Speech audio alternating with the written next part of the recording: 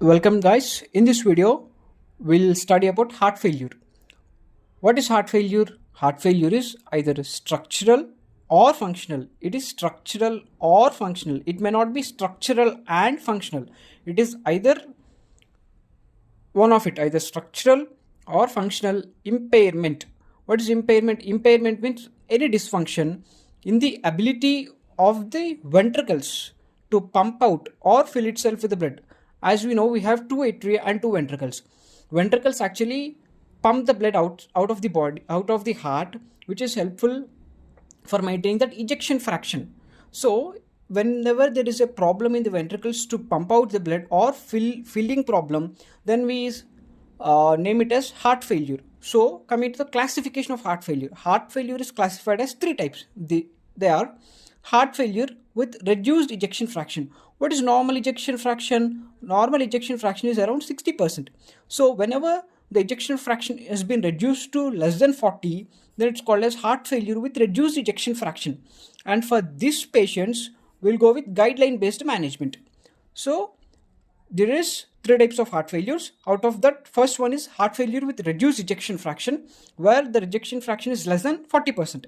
Come to the second one. Second one is heart failure with the preserved ejection fraction. In this type, the ejection fraction will be preserved. That is, the ejection fraction will be above 50%. For these kind of individuals, there are some comorbidities. If there are any comorbidities, then we'll go for comorbidity based management. The second type is heart failure with preserved ejection fraction, where the ejection fraction is above 50%. Coming to the third one is heart failure with mid-range ejection fraction. Mid-range ejection fraction means the ejection fraction is above in between 40% to 50%. That's around 40 to 50%. Then it's called heart failure with mid-range ejection fraction. So there are totally three types of heart failure. Those are heart failure with reduced means less than 40%. Second one is heart failure with preserved means more than 50%. And third one is heart failure with mid-range ejection fraction. In mid-range ejection fraction, it is around 40 to 50%. Coming to the stages, the staging of heart failure, there are four stages: A, B, C and D. In A stage, only the risk factors are present, only the risk factors without any symptoms or any signs which are visible. So those kind of patients in whom only the risk factors are present, they have good prognosis or the best prognosis.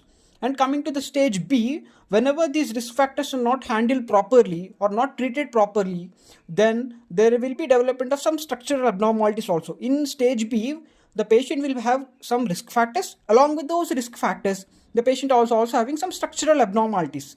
And coming to stage D, in stage D, the patient will present with symptoms. Either the patient have presented with symptoms now or the patient have presented with symptoms in prior. So both of these patients will come in under stage C. And coming to stage D, in stage D, it's an advanced case of heart failure where the mortality is mainly due to in the pumping issue. If the patient dies, it's mainly due to the pumping issue. The ventricles is not being able to pump the blood adequately to maintain the ventricles are not being able to maintain the required ejection fraction for that patient. And in stage B and in stage D, the most common cause of mortality is due to sudden cardiac death. Sudden cardiac deaths are most commonly seen in stage B and stage D. So these are regarding the staging of heart failure. Coming to the symptoms. So whenever the heart failure patient comes to you, what are the types of symptoms, or what are the sequence of symptoms, or what are the symptoms by which a heart failure patient comes to a doctor? So the symptoms are mainly divided or categorized into depending upon which phase of heart has been failed. Here, if the patient have left ventricle systolic failure, if the systole failure part is present, in left ventricle systole part is failed, then the patient may present with cachexia. Cachexia is mainly due to increase in the TNF alpha, and the patient may also present with decreased urine output. Why decreased urine output? Decreased urine output is mainly due to cardiorenal syndrome. As the heart has been failed, it shows an impact over the kidneys. So as a result, there is a cardiorenal failure, cardiorenal syndrome. In this cardiorenal syndrome, the patient may present with decreased urine output, and the patient may also present with altered sensorium also.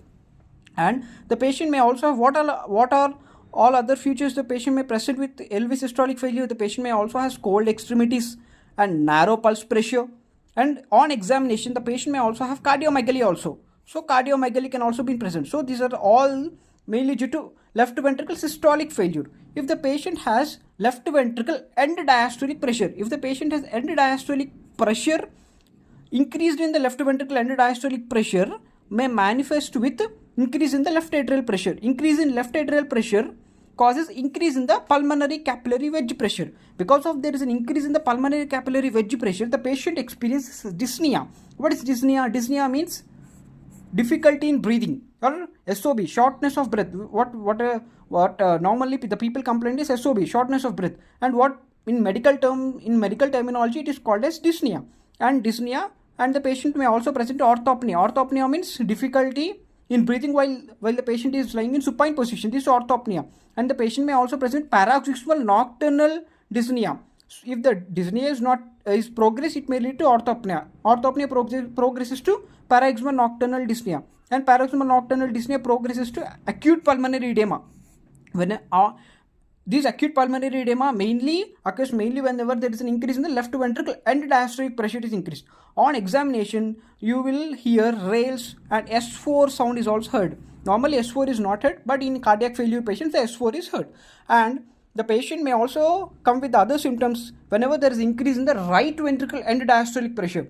Whenever there is an increase in the right ventricle end diastolic pressure, it may manifest with increase in the abdominojugular reflex. As a result, there is an impending heart failure. Whenever there is an abdominojugular reflex occurs because of impending heart failure, and there is also because of increase in the right ventricle end diastolic pressure, there is an elevated JVP, and the patient may also present with ascites, hepatomegaly, and edema.